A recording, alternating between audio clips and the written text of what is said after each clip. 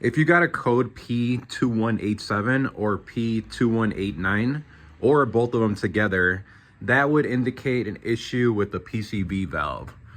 So on these engines, I'll show you where it's located. You can actually see it right there. I'm going to show you guys what it looks like when it's off the car. This is the PCV valve. It's pretty much just a cap. It's got this rubber boot to create a seal on there and a spring that actually goes right there to keep tension on it.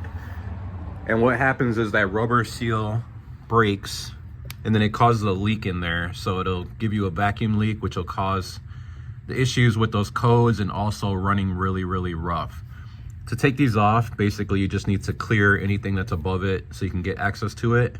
With this one, it was pretty much just flipping this up, and I am gonna have to remove this line right here. And then there's little clips on there. You can see these clips right here.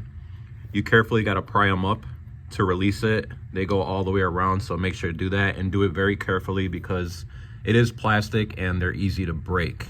So once you got that replaced, you can go ahead and clear the code on your vehicle. If you don't have a scan tool, you can just disconnect the battery, the negative terminal, for about 15 minutes, rehook it up, and the light should be cleared. Test drive the car. I think after 3 drive cycles, the light would come back if you didn't fix the issue. If you did fix the issue, the light will stay off. If you guys have any questions, go ahead and comment. Don't forget to like this video, and please don't forget to subscribe.